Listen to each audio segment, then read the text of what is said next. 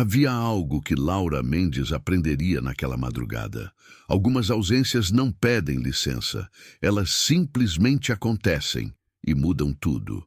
A chuva batia nas janelas do apartamento em Campinas com uma insistência quase irritante, como se o céu também soubesse que aquela noite seria diferente. Era quase 1 da manhã quando a primeira contração veio. Não como nos filmes, gradual, anunciada, com tempo suficiente para respirar. Veio como um sinal que o corpo tinha guardado até o limite e resolveu, sem aviso, apresentar a conta. Laura ficou parada por alguns segundos no corredor, com uma mão na parede e a outra sobre o ventre de 39 semanas. Respirou. Esperou. Veio outra. Ela foi ao celular. Discou para Renato. Chamou uma vez, 2, 3. Nada. A caixa de mensagens não disse onde ele estava. Mas Laura já sabia, de um jeito vago e doloroso, que ele não estava apenas em São Paulo. Estava em outro lugar dentro de si mesmo.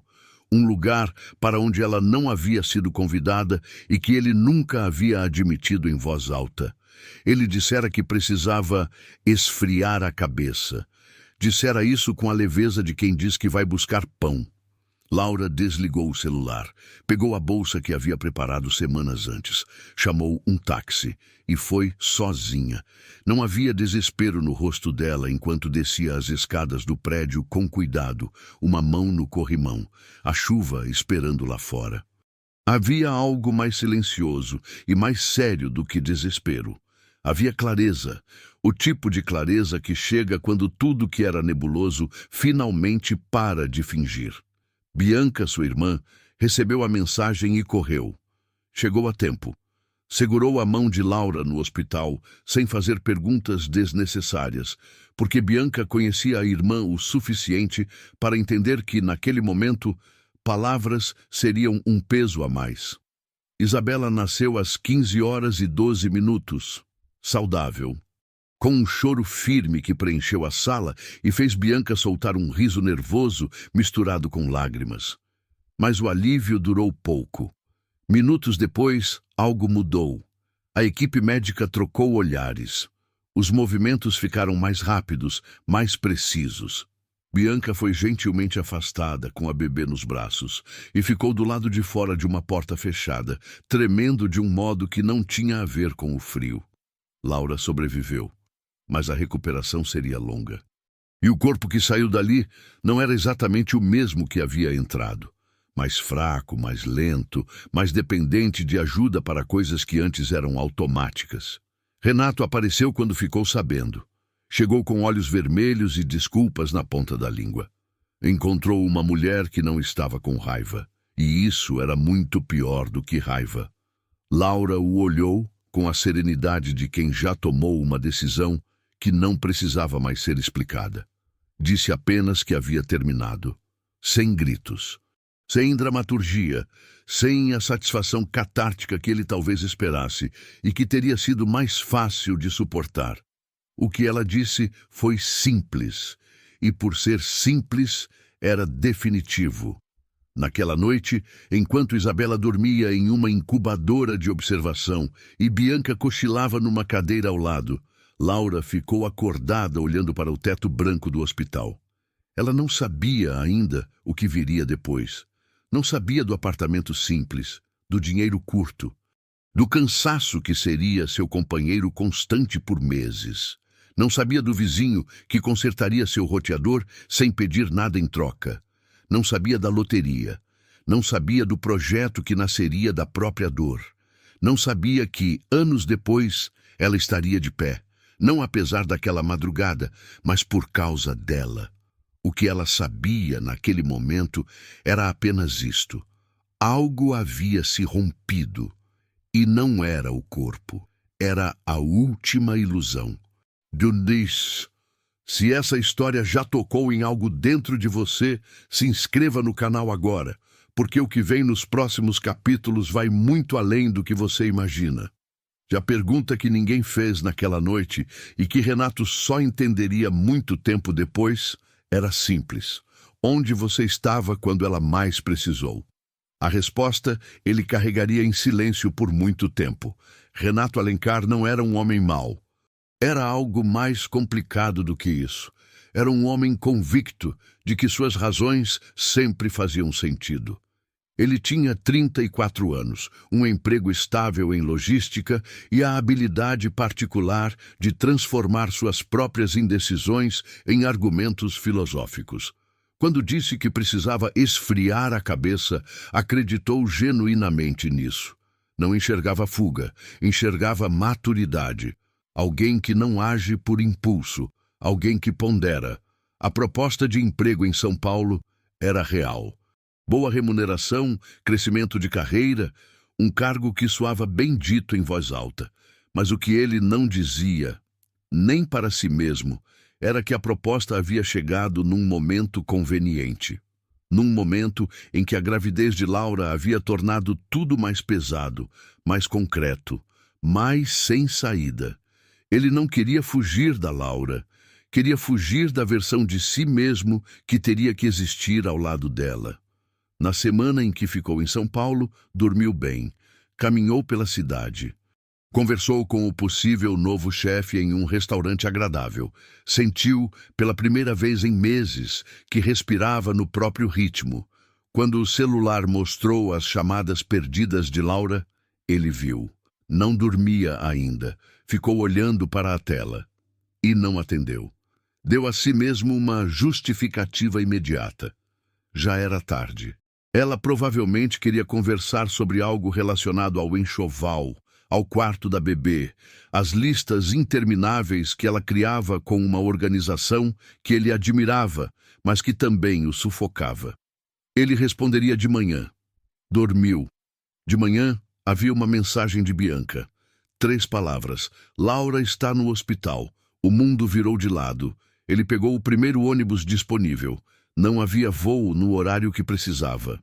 Ficou 4 horas olhando pela janela enquanto a paisagem passava. E pela primeira vez, a clareza que sentia em São Paulo foi substituída por algo que não conseguia nomear. Não era culpa ainda. Era mais parecido com vertigem. Com a sensação de quem percebe que pisou em falso, mas ainda não sabe de qual altura está caindo. Quando chegou ao hospital e viu Laura, pálida, quieta, com Isabela no colo pela primeira vez, ele esperou encontrar acusação. Não encontrou.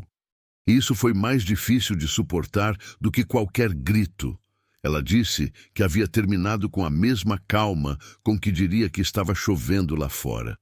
E Renato ficou parado no meio do quarto do hospital, sem saber o que fazer com as mãos, sem saber o que fazer com as palavras que havia ensaiado no ônibus e que agora pareciam pequenas demais para o tamanho do que havia falhado em entender. Naquela tarde, enquanto aguardava no corredor, ele viu Bianca passar com a bebê no colo. Bianca não disse nada, apenas olhou para ele por um segundo e desviou o olhar. Aquele olhar silencioso foi, de longe, a coisa mais pesada que ele carregou naquele dia. Laura escolheu um apartamento no mesmo bairro onde havia crescido. 2 quartos, sem varanda, com uma janela que dava para uma rua silenciosa e uma padaria que abria às 6 da manhã. Não era o que havia planejado para a chegada de Isabela, mas era honesto. E naquele momento, honestidade valia mais do que conforto.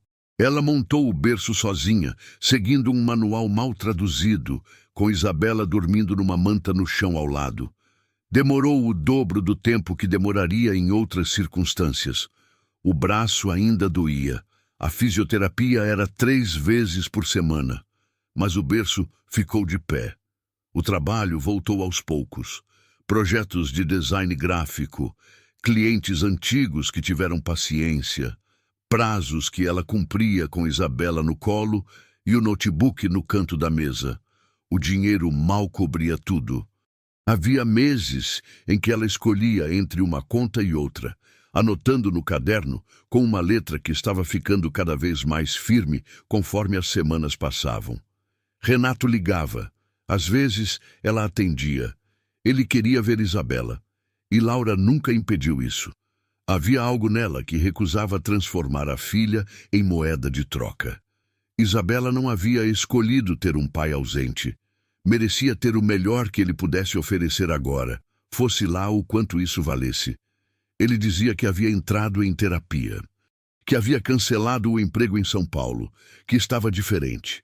Laura escutava, agradecia, encerrava a ligação. Não havia raiva. Havia algo mais sóbrio, indiferença afetiva, o tipo que não se constrói com esforço, que simplesmente aparece quando o coração decide proteger a si mesmo de uma vez por todas. Foi numa tarde de terça-feira que ela conheceu Daniel. Ele morava no apartamento do andar de cima. Bateu na porta para devolver uma correspondência que havia chegado no endereço errado. Era alto, falava pouco, tinha o jeito direto de quem não gosta de enrolar. Viu a expressão cansada dela, viu a bebê no colo e não perguntou nada além do necessário. 3 dias depois, quando o roteador parou de funcionar no meio de uma reunião remota, foi ele que resolveu em 15 minutos. Não ficou. Não tomou café. Não fez perguntas sobre a vida dela. Apenas consertou o que estava quebrado e subiu as escadas de volta. Laura ficou olhando para a porta fechada por um momento. Havia algo naquele gesto simples que ela não conseguia nomear ainda. Só sabia que era diferente de tudo que havia recebido nos últimos meses. Não era promessa, era presença, e ela ainda não sabia o quanto essas duas coisas eram diferentes, até que começou a perceber. Havia uma conta que Laura não conseguia fechar. Não era a do cartão, nem a do condomínio. Era uma conta interna, aquela que aparece quando o cansaço é longo demais e a solidão encontra a fragilidade no mesmo momento. Aconteceu numa quarta-feira à noite, com Isabela dormindo e a chuva voltando a bater na janela, como se a madrugada do hospital quisesse ser lembrada. Laura abriu a planilha de gastos. Fechou. Abriu de novo. Os números não mudavam. Ela ficou parada na cozinha por um tempo que não soube medir. Então, pegou o celular e ficou com o contato de Renato na tela, sem discar. Não era desejo, não era saudade. Era algo menor e mais honesto do que isso. Era medo das contas, medo de não dar conta. A voz quieta que aparece quando a exaustão baixa a guarda e deixa entrar o que deveria ficar do lado de fora. Ela não ligou, mas ficou ali por alguns minutos, sentindo o peso do que seria mais fácil. Renato havia dito que podia ajudar, que tinha espaço, que Isabela merecia um lar com os dois. Disse isso com sinceridade que Laura reconhecia, porque ela conhecia Renato o suficiente para saber que ele acreditava no que dizia. O problema nunca havia sido a sinceridade dele. Era a consistência. Era o fato de que sinceridade sem presença é apenas intenção, e intenção não segura bebê às 3 da manhã. Ela colocou o celular na mesa. Ficou olhando para ele por mais um momento, e então entendeu, com uma clareza que doeu um pouco, que o que sentia não era vontade de voltar, era vontade de não estar sozinha. E essas duas coisas pareciam iguais no escuro, mas eram completamente diferentes à luz. Voltar por necessidade não seria reconstrução. Seria dependência com outro nome. Ela fechou a planilha. Foi dormir. De manhã, havia uma mensagem de Bianca perguntando se precisava de algo. Laura respondeu com um emoji de coração e a lista do mercado. Pequeno, direto, suficiente. Era assim que a vida estava sendo construída agora, em gestos pequenos, sem discurso, sem plateia. E havia algo de estranho e bom nisso.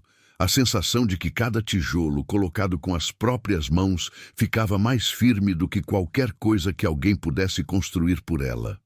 Renato não sabia ainda que havia perdido a última chance real naquela quarta-feira. Não porque Laura havia decidido contra ele, mas porque ela havia decidido a favor de si mesma. E essa era uma decisão que não voltava atrás. Foi numa tarde de sábado que Renato foi buscar Isabela para o passeio combinado. Laura abriu a porta. A bebê estava pronta, com o bolsinho embalado e o bichinho de pelúcia que ela não largava. A troca foi rápida como sempre, cordial, sem arestas visíveis. Mas então Renato viu, sobre a bancada da cozinha, o cartão de visitas de Daniel. Ele não disse nada imediatamente. Pegou Isabela, desceu as escadas, e quando Laura foi fechar a porta, ele se virou no corredor e disse, com aquele tom de quem tenta soar casual, mas não consegue esconder o que está por baixo: espero que você saiba o que está fazendo. Isabela precisa de estabilidade, não de experimentos. Laura ficou parada. A palavra experimentos ficou no ar por um segundo. Pequena, cirúrgica, projetada para atingir exatamente onde ele sabia que ainda havia sensibilidade. Ela não respondeu. Fechou a porta com cuidado, sem portada, sem resposta, sem dar a ele o confronto que tornaria aquilo mais fácil de digerir. Do lado de dentro, ficou apoiada na porta por um momento, olhando para o apartamento silencioso. Sentiu a picada do que ele havia dito. Porque era mentira afirmar que não doeu. Doeu. Não porque ela duvidasse de si mesma, mas porque vinha de alguém que havia estado ausente no momento mais decisivo da vida de Isabela e agora usava o nome da filha como argumento. Havia uma crueldade específica nisso. A crueldade de quem sabe onde apertar. Ela foi até a janela. Viu Renato saindo do prédio com Isabela no colo, conversando com a bebê, sorrindo, o pai presente do fim de semana, sem o peso de nenhuma madrugada, de nenhuma conta, de nenhuma fisioterapia. Laura respirou fundo. Havia algo se reorganizando dentro dela naquele momento. Não era raiva, era uma espécie de compreensão final. A percepção clara de que um homem que usa o nome de uma criança para controlar a mãe ainda não entendeu nada sobre o que significa ser pai. Ela pegou o celular. Tinha um prazo para entregar até segunda-feira. Abriu o notebook e começou a trabalhar. O cartão de Daniel continuava sobre a bancada. Ela não o tirou de lá. Foi Bianca quem trouxe a ideia, numa tarde em que tomavam café no apartamento de Laura, com Isabela no tapete, tentando aprender a sentar sozinha. Faz uma aposta na loteria, disse Bianca, com aquele sorriso levemente torto que usava quando estava tentando aliviar o que não conseguia consertar. Vai que a vida resolve cooperar. Laura riu. Um riso curto, cansado, mas genuíno. Com que dinheiro? É R$ 4, Laura. Elas foram juntas até a lotérica da esquina. Bianca escolheu os números de forma completamente aleatória, apontando para a tela sem cerimônia. Laura pagou sem pensar muito. Guardou o comprovante na carteira entre um recibo de fisioterapia e o cartão do pediatra de Isabela. Esqueceu completamente. A semana passou como todas as outras. Prazo entregue, consulta cumprida, noite mal dormida. Isabela começando a reconhecer o próprio nome, virando a cabeça quando chamavam. Pequenos marcos que Laura anotava num caderno de capa azul, que havia comprado sem razão específica e que havia se tornado, sem planejamento, o diário da filha. Dias depois, numa manhã sem nenhum sinal particular, ela se lembrou da loteria. Pegou o celular, abriu o aplicativo, conferiu os números com o comprovante que tinha na carteira. Um número não batia. Ela suspirou. Jogou o comprovante no lixo. Colocou Isabela no carrinho e foi até a padaria. 2 dias depois, enquanto trocava a fralda da bebê, o celular tocou com um número desconhecido. Ela deixou ir para a caixa postal. Tocou de novo. Ela atendeu com o bebê ainda no trocador, a voz levemente impaciente. A mulher do outro lado explicou devagar. Houve um erro na atualização preliminar do sistema. Os números corretos haviam sido reprocessados. Ela precisava confirmar alguns dados. Laura ficou parada. Confirmar para quê? Perguntou, sem entender ainda. A mulher repetiu, com precisão. Laura olhou para Isabela, que a encarava com aqueles olhos grandes e sem urgência de bebê, completamente alheia ao que estava acontecendo. Quanto? Perguntou Laura em voz baixa. A mulher disse o número.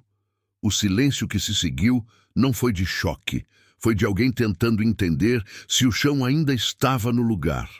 Laura pediu para a mulher repetir mais uma vez. Ela repetiu, e dessa vez, Laura ouviu de verdade. Fechou os olhos por 3 segundos. Abriu. Isabela havia puxado a própria meia e estava olhando para ela com uma expressão de completa satisfação. Laura terminou de trocar a fralda, confirmou os dados, encerrou a ligação. Ficou sentada na beira da cama por um longo momento, com a bebê no colo, sem dizer nada. Lá fora, a padaria abria, um ônibus passava. A vida seguia seu ritmo comum, sem saber que algo havia mudado silenciosamente dentro daquele apartamento pequeno, naquela manhã sem nenhum sinal particular. O dinheiro era real. E isso era o começo de uma prova que Laura ainda não sabia que teria que passar. Laura não contou para ninguém por 2 semanas, nem para Bianca. Passou por consultas, reuniões de cliente, visitas de Renato com Isabela e não disse nada. Não porque estivesse escondendo, mas porque precisava entender primeiro o que aquilo significava para ela, sem a interferência do que significaria para os outros. Numa tarde, ligou para um advogado que havia atendido uma colega de trabalho anos atrás. Consultou sobre proteção patrimonial, sobre como estruturar um recebimento dessa natureza com segurança. A conversa foi longa, técnica, e ela anotou tudo num bloco que guardou na gaveta do quarto. Depois, ligou para o banco. Outra conversa longa, outro bloco de anotações. Não havia urgência nos seus movimentos, havia método.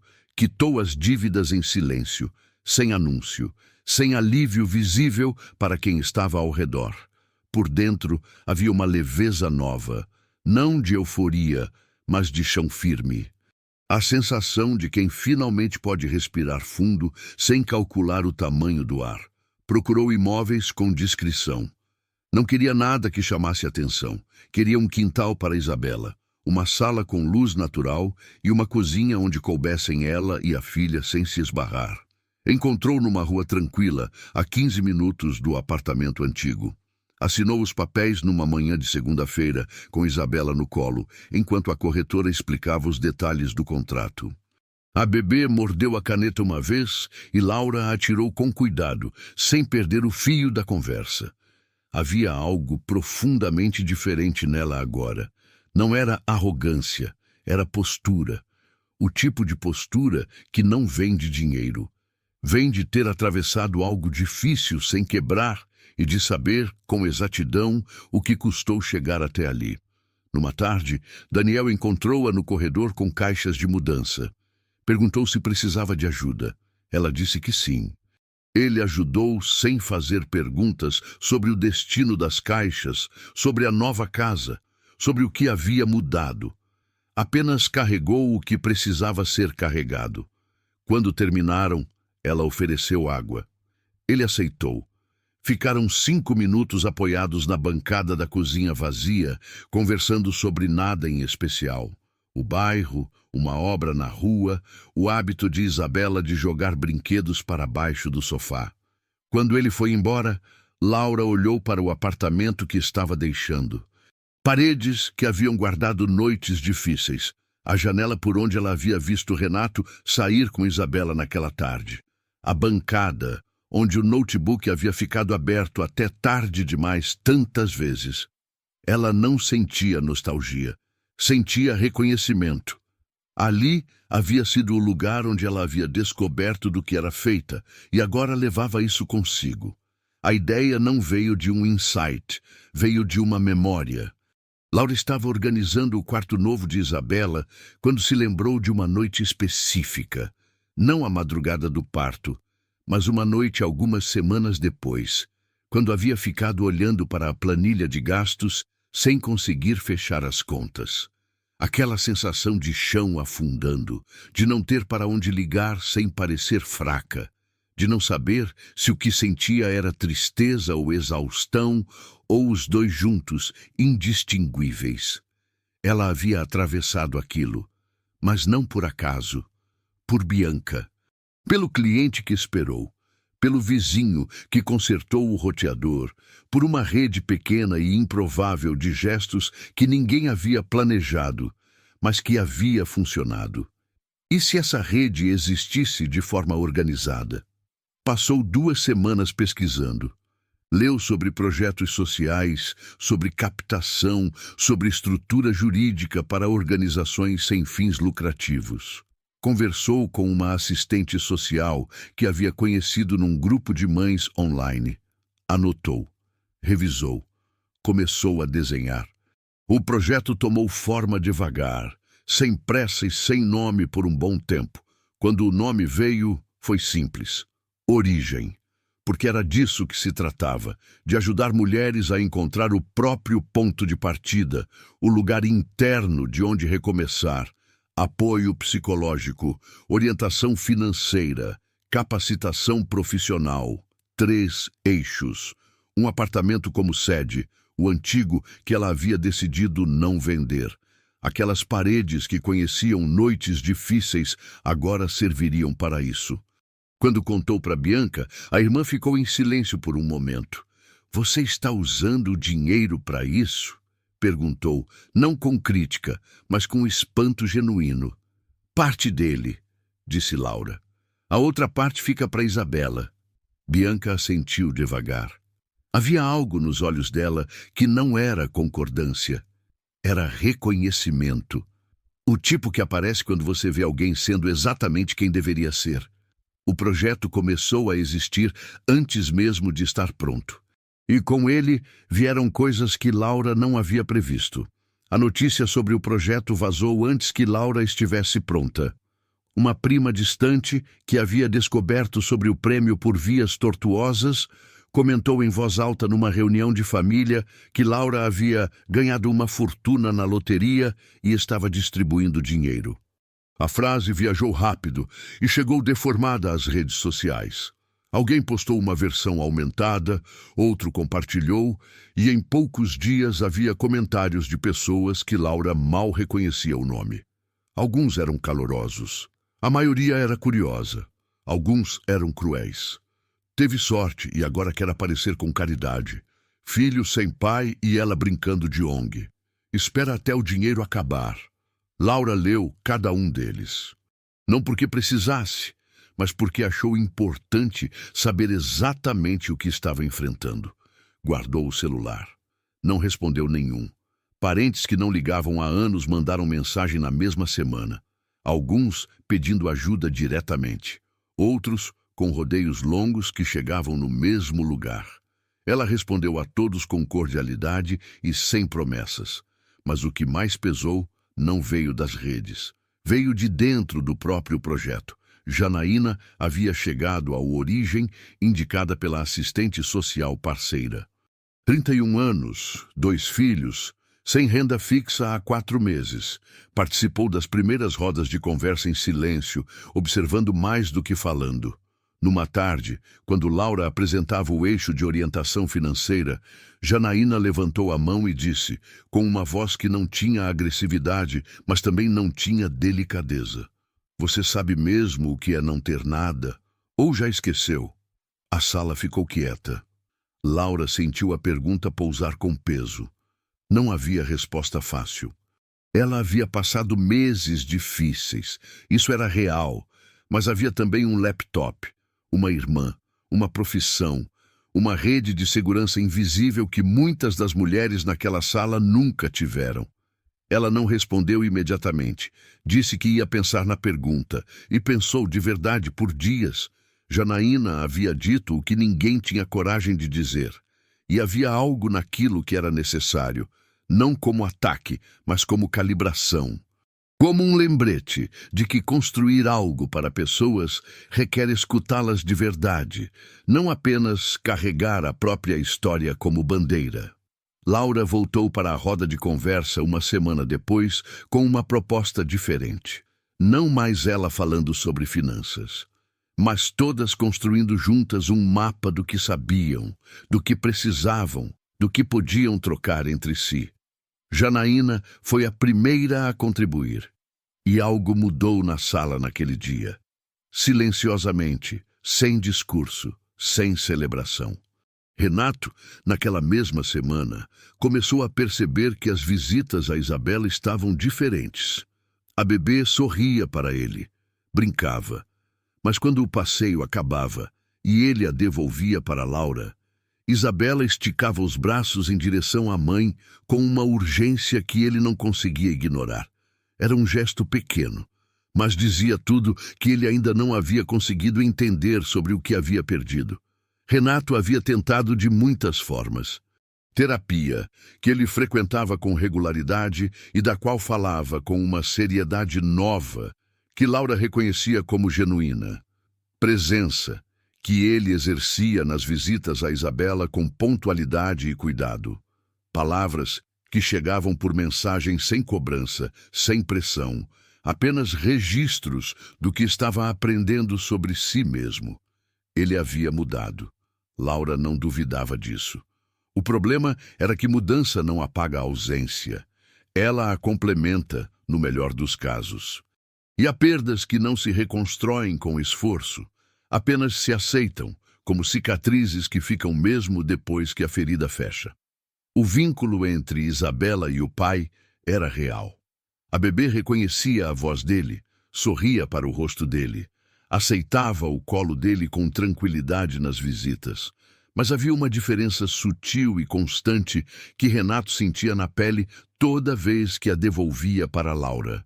Isabela buscava a mãe com o corpo inteiro, com uma urgência instintiva, anterior à linguagem, que não tinha a ver com preferência consciente, tinha a ver com os meses em que Laura havia sido a única presença constante, a única voz nas madrugadas, o único cheiro familiar quando tudo o mais era novo e confuso.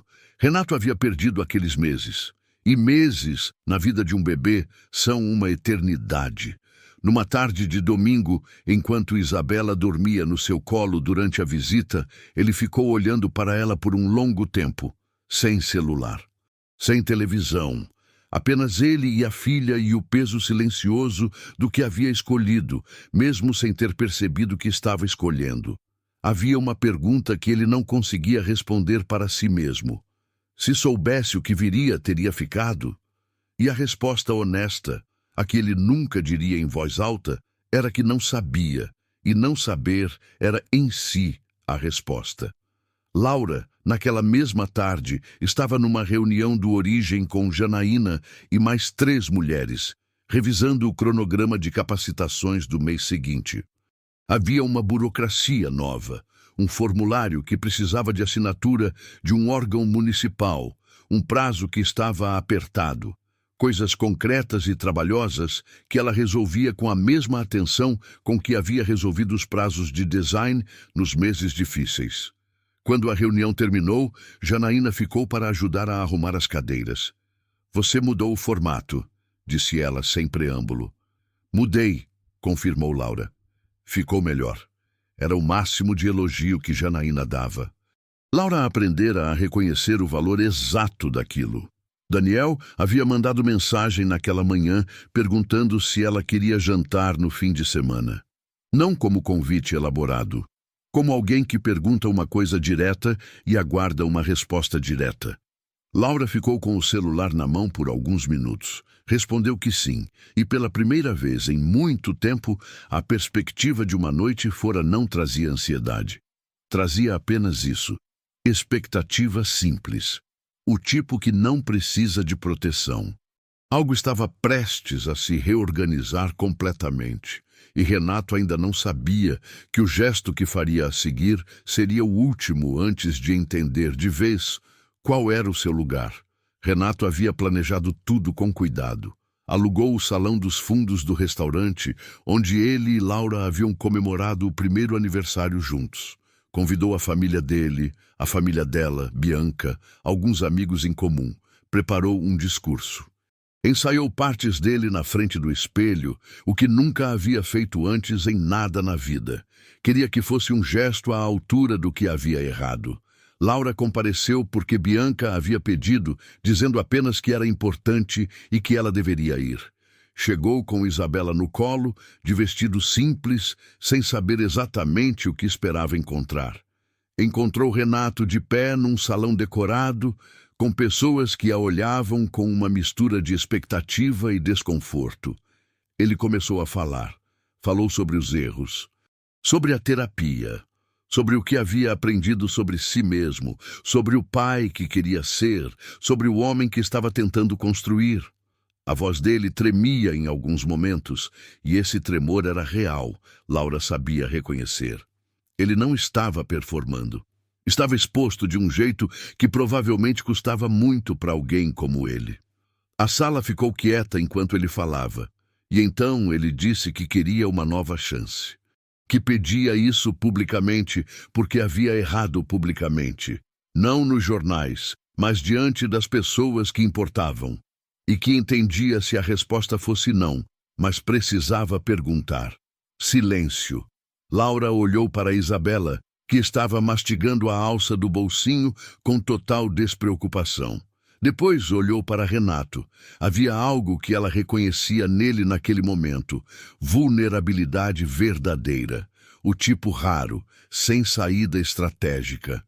Ele não sabia o que ela ia responder, e isso estava escrito em cada músculo do rosto dele. Ela respirou fundo, e então falou, não para a sala, mas para ele.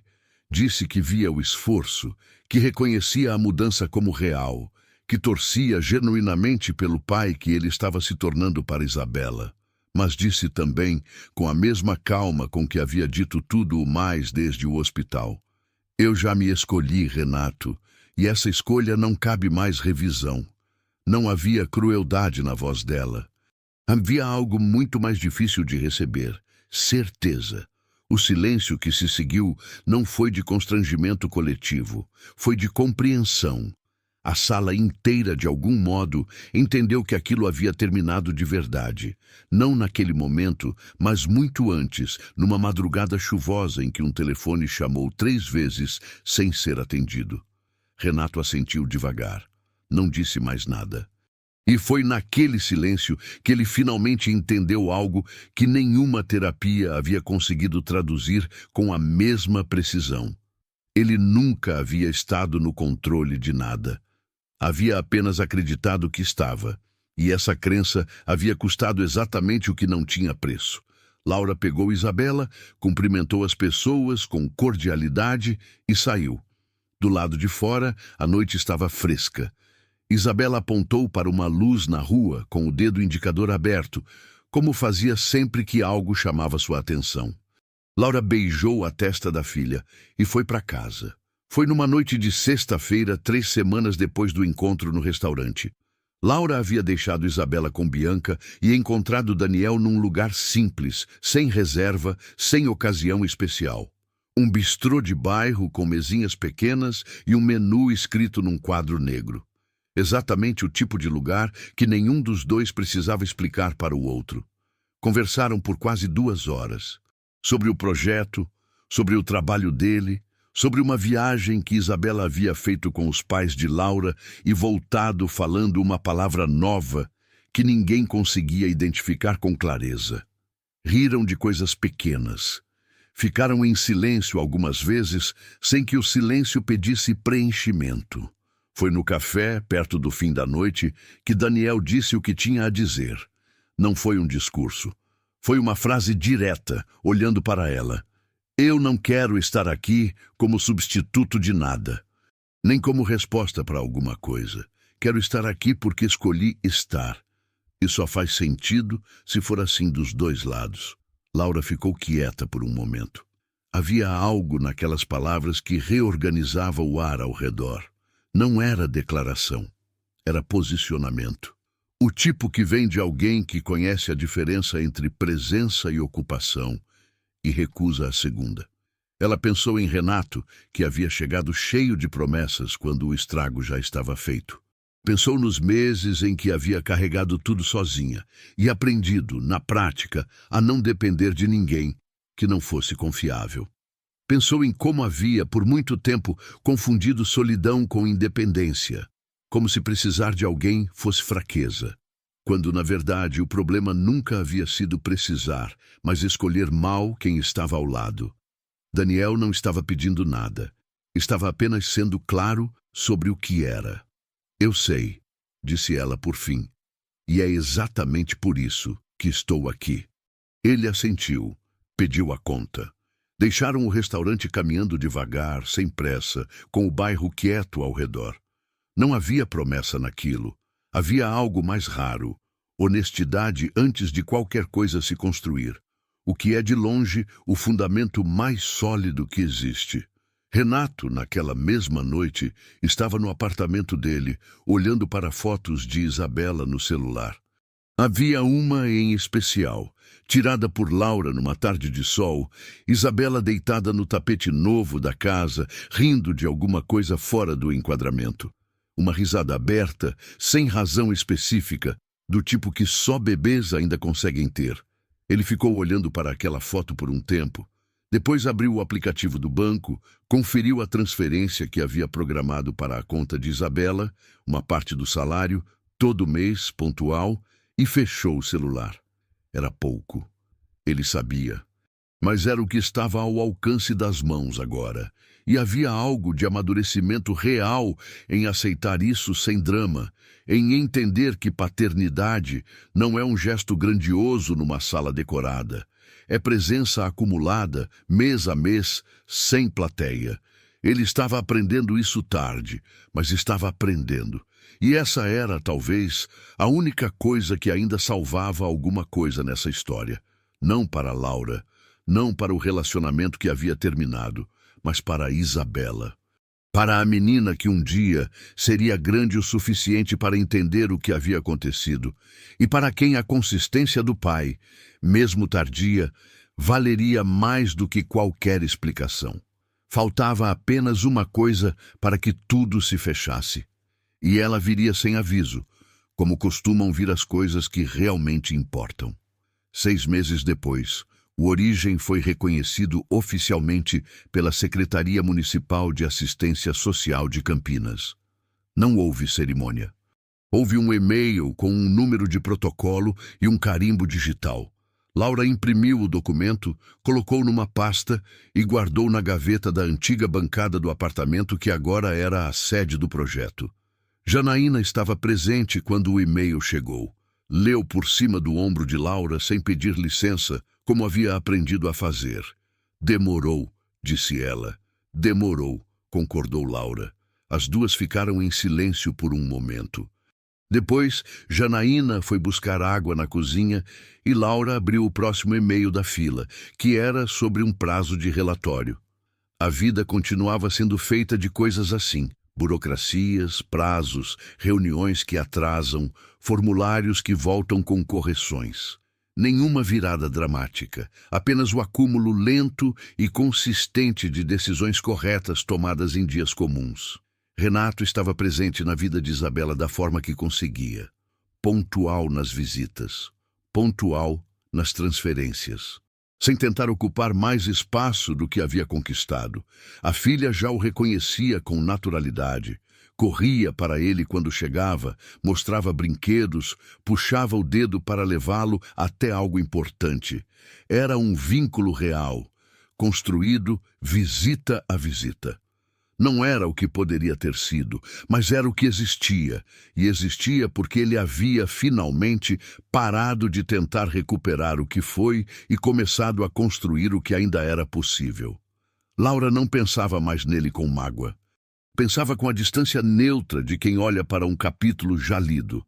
A história havia acontecido, havia custado muito, e havia também dado origem a tudo que ela era agora. Isso não tornava a ausência dele certa, apenas tornava a sua escolha necessária. Isabela completou 1 ano numa tarde de sábado, com bolo de morango, Bianca cantando fora do tom e Daniel filmando tudo no celular com uma seriedade desproporcional à situação que fez Laura rir de um jeito que não sabia mais que tinha. A menina afundou as 2 mãos no bolo com total convicção, e o quarto encheu de gente rindo. Ninguém fez discurso, ninguém precisou. Havia apenas aquilo, uma mesa, uma criança, pessoas que haviam escolhido estar ali, E a sensação silenciosa de que algo havia sido construído do jeito certo, tijolo a tijolo, sem atalho e sem plateia. O status que Renato havia perdido não era social, era íntimo. Era o direito de estar naquela foto como presença constante. E esse direito não se compra, não se negocia e não se recupera com um discurso num restaurante. Ele havia aprendido isso. Tarde. Mas havia aprendido. E aprender tarde, quando se aprende de verdade, ainda conta. Havia chuva, outra vez. Laura estava acordada quando começou. Não por insônia, mas porque Isabela a havia chamado no meio da noite e ela havia ficado sentada na beira da caminha por alguns minutos, depois que a menina voltou a dormir, sem motivo específico para se levantar. Ficou olhando para a filha, 1 ano e alguns meses de vida, o rosto relaxado de quem ainda não aprendeu a carregar peso, as mãos abertas como bebês dormem, entregues, sem defesa, sem cálculo.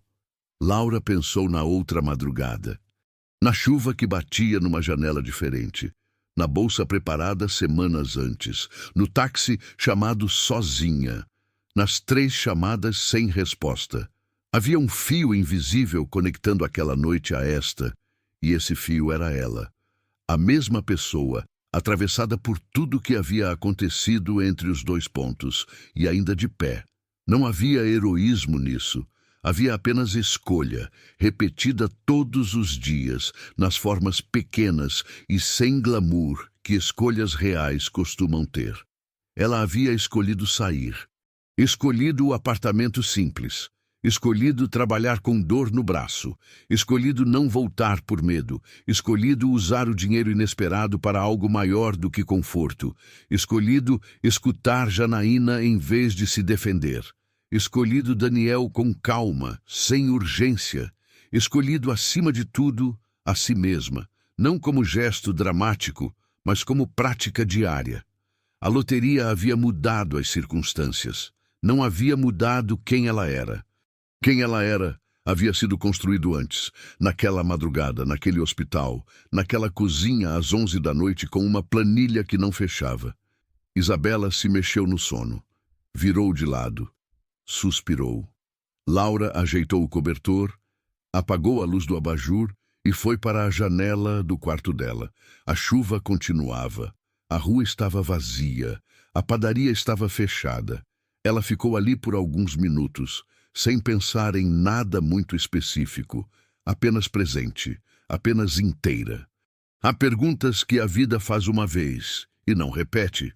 Sobre quem você escolhe ser quando não há plateia, quando não há recompensa garantida, quando tudo que existe é o peso do momento e a sua resposta a ele. Laura havia respondido a essa pergunta numa madrugada chuvosa em Campinas e continuava respondendo toda manhã de formas que ninguém via. Era assim que se constrói algo que dura, não com sorte, com escolha. Se essa história tocou em algo dentro de você, se inscreva no canal, deixa o like e comenta aqui de onde você está assistindo. Porque histórias como essa só chegam longe quando as pessoas certas as ajudam a caminhar.